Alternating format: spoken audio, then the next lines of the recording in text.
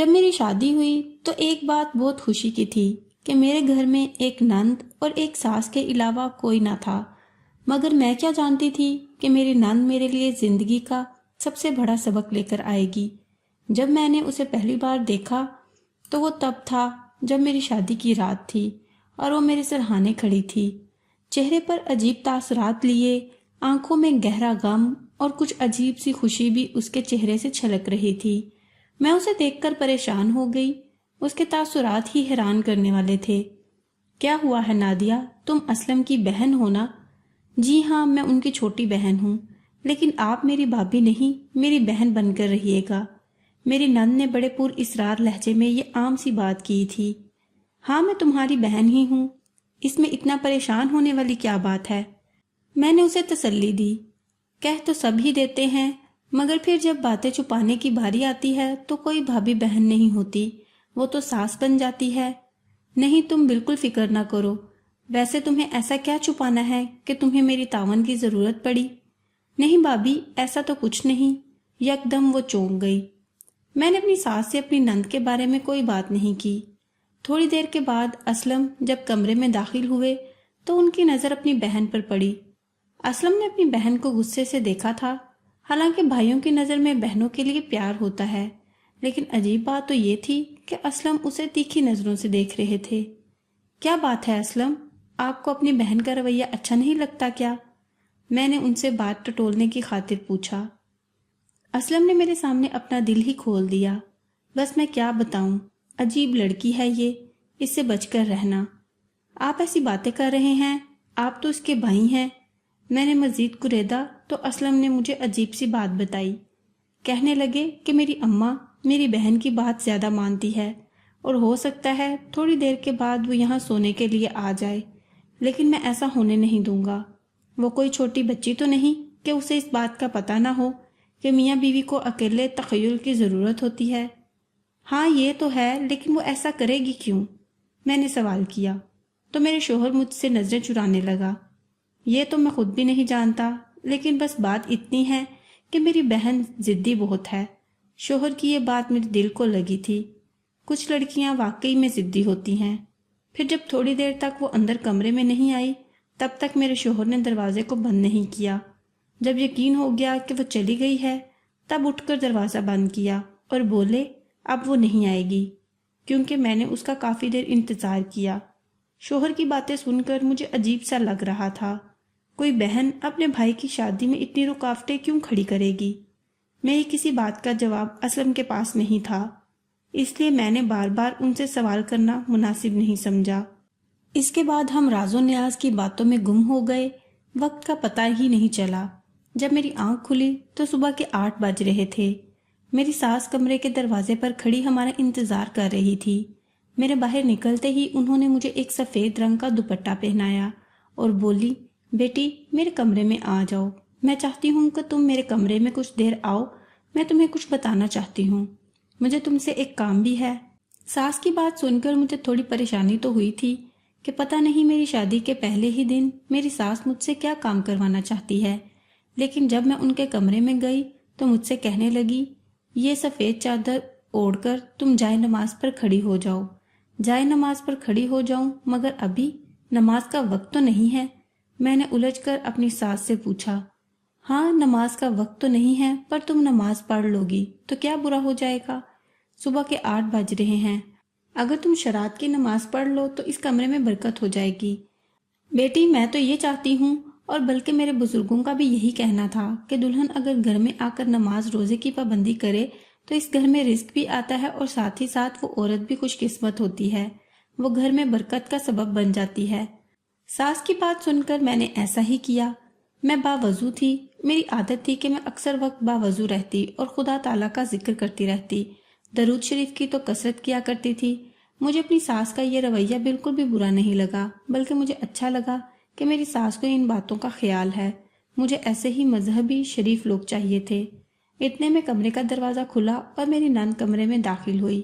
میں نے اسے دیکھا نہیں، لیکن میری ساس نے اسے فوراً کمرے سے واپس بھیج دیا تھا۔ پھر میں نے جب سلام پھیرا تو میری ساس میرا ماتھا چوم کر بولی بیٹی بس تمہارے لیے اب ایک اور کام باقی رہ گیا ہے، اگر تم وہ بھی کر لو گی تو میں ساری زندگی تمہارے ہاتھ چوموں گی، میں تمہارے لیے بہت زیادہ احسان مند رہوں گی۔ میں ساس سے یہ نہ پوچھ سکی کہ وہ مجھ سے مزید کیا کام کروانا چاہتی ہیں۔ میں تو خاموش ہو گئی، لیکن رات کو ایک عجیب واقعہ ہوا۔ میری نند میرے کمرے میں آئی، مجھ سے کہنے لگی کہ امی آپ کو بلا رہی ہیں۔ میں نے کہا کہ میں ابھی تھوڑی دیر پہلے ہی کمرے سے آئی تھی، پوچھ جا کر کہ کیا کام ہے، کیونکہ میں تھک چکی تھی، اس لیے میں ساس کے کمرے تک نہیں گئی۔ واپس آ کر میری نند کہنے لگی کہ امی جان آپ کے لیے شربت بھجوا رہی ہیں، آپ پی لیں، آپ کو بہت اچھا محسوس ہوگا۔ میں نے وہ شربت دیکھا جو کہ نند کے ہاتھ میں تھا۔ عجیب سا شربت تھا، آج سے پہلے میں نے ایسا شربت نہیں پیا تھا۔ کالے رنگ کا شربت، بدبو بھی عجیب سی تھی، لیکن میں نے اس لیے پیا کہ شاید کسی پھل کا ہو یا پھر کسی چیز سے پکایا گیا ہو۔ تبھی مجھے اپنی ساس پر بھروسہ بھی بہت تھا۔ میری نند نے کہا کہ یہ سارا پانی اور شربت انہوں نے دم کر کے دیا ہے، آپ کا پینا ضروری ہے۔ مجبوراً میں نے ایسا ہی کیا، وہ سارے کا سارا گلاس شربت میں نے اپنے حلق میں انڈیل دیا، مگر اس کے بعد بہت عجیب سا ہونے لگا کہ جیسے میرے ذہن پر بہت ساری تاریکی چھا گئی ہو اور مجھے کچھ بھی نظر نہیں آ رہا تھا۔ میں ادھر ادھر دیکھ رہی تھی، دل کو کچھ ہو رہا تھا اور پھر مجھے کوئی ہوش نہ رہا۔ جب میری آنکھ کھلی تو نہ جانے کتنے گھنٹے گزر چکے تھے۔ میں نے گھڑی کی طرف دیکھا تو رات کے 2 بج رہے تھے۔ میں گھبرا کر اٹھی، ادھر ادھر دیکھا تو اسلم بھی کہیں نظر نہیں آ رہے تھے۔ مجھے پریشانی ہونے لگی کہ میں آخر اچانک ایسے سو کیسے گئی۔ میں تو ایسا کبھی نہیں کر سکتی، کیونکہ میری زندگی میں آج تک ایسا واقعہ ہوا نہیں تھا کہ میں یوں بے فکری کی نیند سو گئی ہوں۔ میں نے اٹھ کر دروازے کو دیکھا، دروازہ بھی کھلا ہوا تھا۔ اس کا مطلب جب میں سوئی تو میں ہوش میں نہیں تھی۔ میں اٹھی تو میرے سر میں درد بھی ہو رہا تھا، درد سے ٹیسیں اٹھ رہی تھیں، لیکن میں ہمت کر کے باہر آئی، دیکھا تو میری ساس کے دروازہ بھی بند تھا اور وہاں پر میری نند بھی نہیں تھی۔ میں نے پورا گھر ڈھونڈ ڈالا، لیکن گھر میں اور کوئی نہیں تھا۔ میں بہت زیادہ پریشان ہو گئی تھی، جا کر مجبوراً ساس کے کمرے کا دروازہ بجایا۔ انہوں نے کمرے کا دروازہ نہیں کھولا۔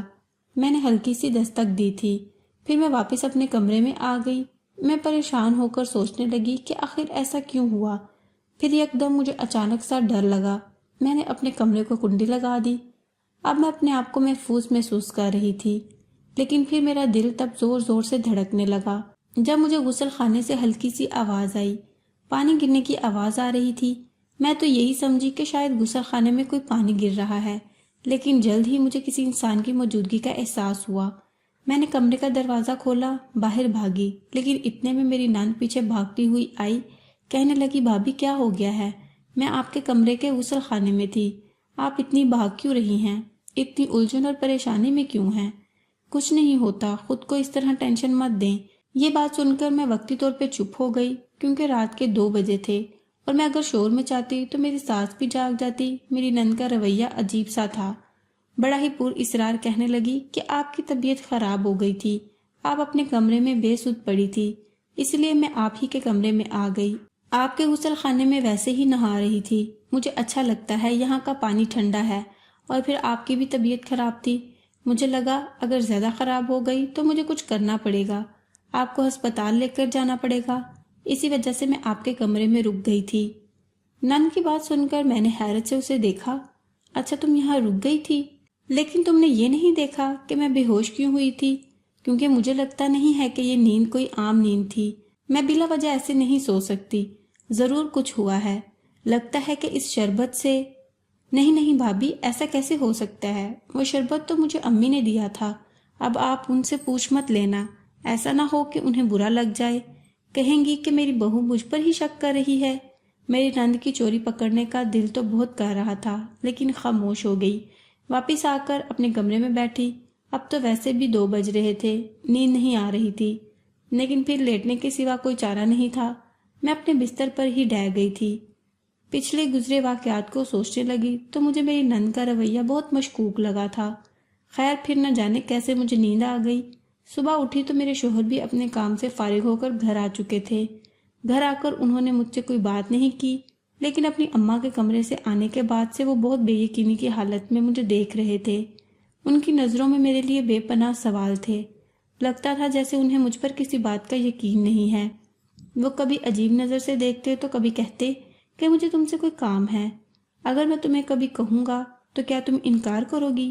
میں نے کہا نہیں، ایسی تو کوئی بات نہیں، آپ میرے شوہر ہیں، جو کہیں گے میں وہی بات مانوں گی۔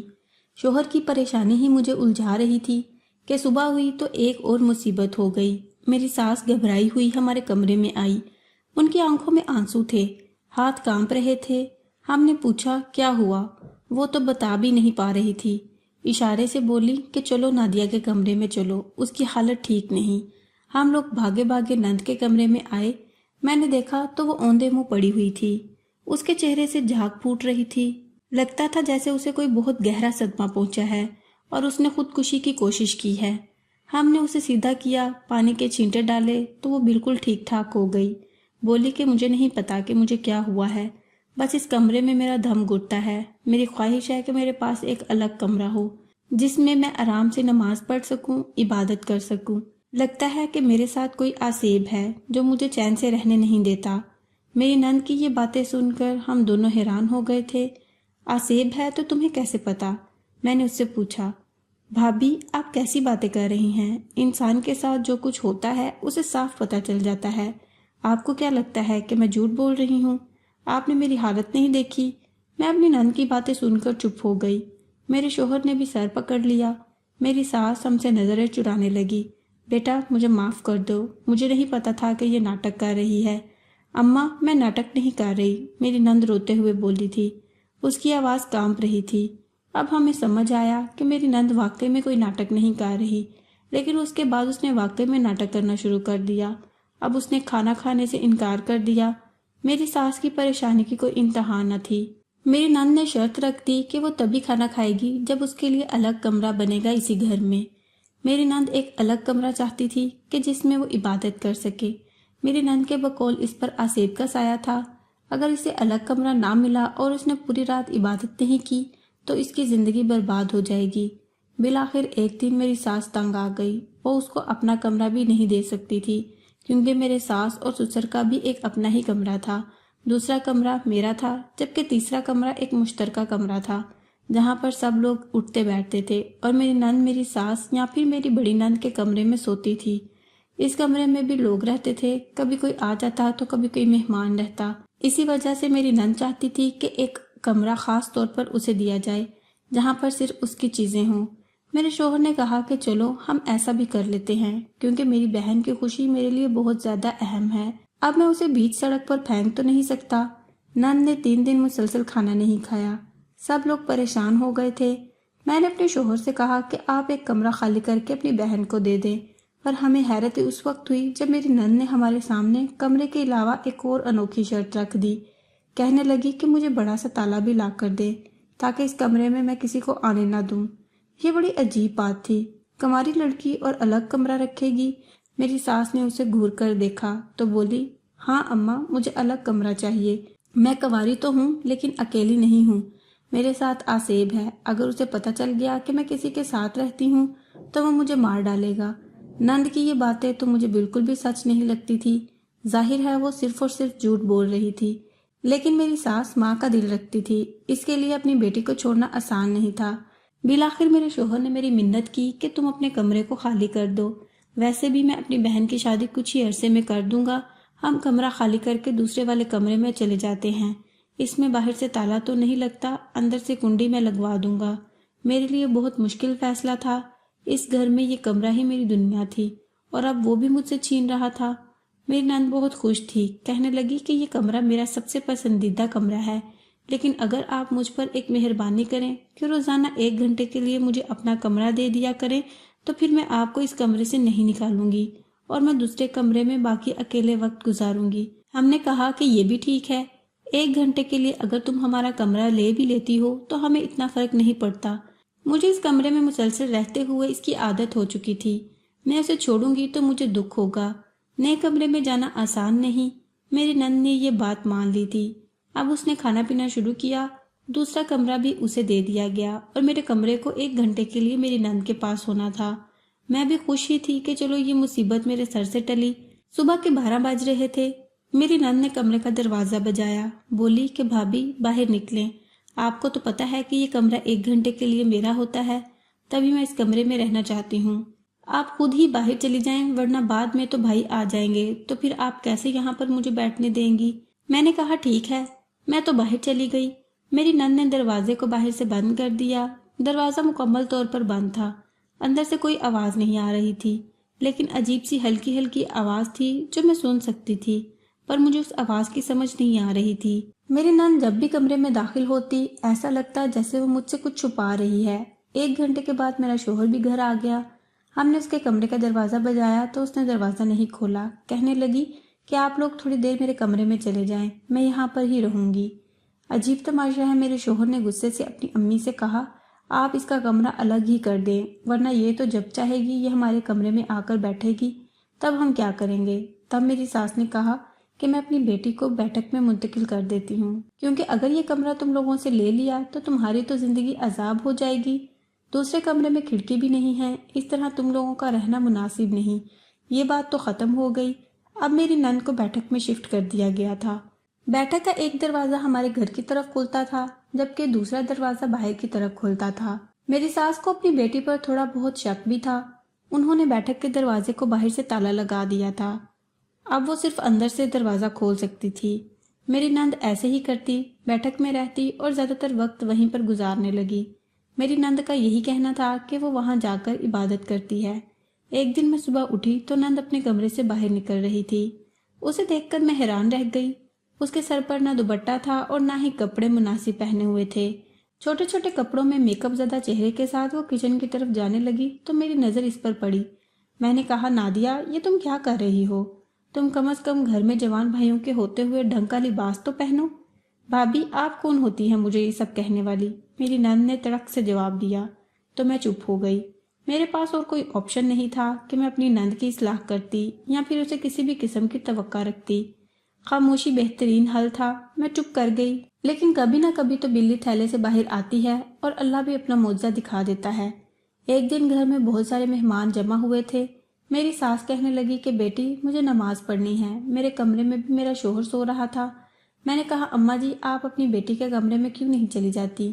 قرآن پاک بھی وہیں پڑھ لیجئے گا، ویسے بھی آپ اونچی آواز میں تلاوت کرتی ہیں، اسلم جاگ جائیں گے، تھکے ہوئے آئے ہیں۔ میری ساس کو میری بات پسند آئی اور کہنے لگی کہ شوہر کے آرام کا خیال رکھنے والی لڑکیاں ہی زندگی میں کامیاب ہوتی ہیں، ان کے رشتے کامیاب ہوتے ہیں۔ میں نے اپنی ساس کو اپنی نند کے کمرے میں بھیج دیا، پر نند نے کمرے کا دروازہ میری ساس کے منہ پر بند کر دیا اور بولی میں اپنے کمرے میں مصروف ہوں، نماز پڑھ رہی ہوں۔ نماز پڑھ رہی ہو؟ یہ کون سا وقت ہے؟ بیٹی تم نے تو وضو بھی نہیں کیا ہوا، دیکھو ہاتھوں پر نیل پالش لگی ہے، ایسے تو نماز نہیں ہوتی۔ تم کیا کر رہی ہو؟ مجھے سچ بتاؤ۔ اماں میں جو بھی کروں اس سے آپ کا کوئی لینا دینا نہیں، یہ قرآن پاک دیں اور یہاں سے جائیں۔ میری نند نے اماں کے ہاتھ سے قرآن پاک کھینچا اور صوفے پر پھینک دیا۔ قرآن پاک کی بے حرمتی ہوتے دیکھ کر میری ساس کا دل تڑپ گیا اور میرا بھی۔ انہوں نے فوراً سے قرآن مجید کو اٹھایا اور ساتھ میں اپنی آنکھوں پر لگا کر چومنے لگی۔ انہیں اللہ سے بہت خوف آ رہا تھا، لیکن میری نند اسی طرح اکڑ کر کھڑی تھی جیسے اسے اس دنیا میں واپس ہی نہیں جانا۔ اور پھر جب صبح ہوئی تو جو کچھ سب نے دیکھا وہ سبھی کے لیے عبرتناک تھا۔ میری نند کمرے سے باہر نہیں آ رہی تھی۔ کافی بار دروازہ بجانے پر اس نے دروازہ کھولا۔ اس کی شکل دیکھ کر تو ہم ڈر ہی گئے۔ اس کی آنکھوں کے اوپر 2 بڑے بڑے دانے نکل چکے تھے، وہ دانے ایسے تھے جیسے پتھر کے ہوں۔ ہم نے نند کو فوراً ڈاکٹر کے پاس لے جانے کا فیصلہ کیا، پر میری ساس نے کہا کہ یہ کوئی بیماری نہیں، اللہ کا عذاب ہے، تم اسے ٹھیک کرنا بھی چاہو گی تو نہیں ہوگی، یہ اللہ نے تمہاری گستاخیوں کی تمہیں سزا دی ہے۔ میں اچھی طرح جانتی تھی کہ تم اس کمرے میں بیٹھ کر اپنی ڈانس کی ویڈیو بناتی ہو، لیکن میں نے تمہارے بھائیوں کو یہ بات نہیں بتائی، ورنہ تمہیں جان سے مار دیتے۔ میں تمہاری یہ ساری بکواس برداشت کرتی رہی کہ میں تمہارے کمرے میں آ کر نماز پڑھوں گی، برکت ہوگی اور اس برکت سے تم یہ سب کچھ چھوڑ دو گی، پر تم نے تو بے حرمتی کی حد کر دی۔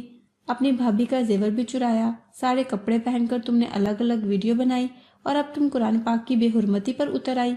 ایسا کرو گی تو پھر تمہارے ساتھ یہی ہوگا، خدا تمہیں غرق کرے گا، تم دیکھ لینا زندگی میں کبھی کامیاب نہیں ہوگی۔ میری ساس کا یہ رویہ دیکھ کر میں بھی حیران ہو گئی۔ واقعی ان کا ایمان ان کی ممتا سے بڑا تھا اور ہر ماں کو ایسا ہی ہونا چاہیے۔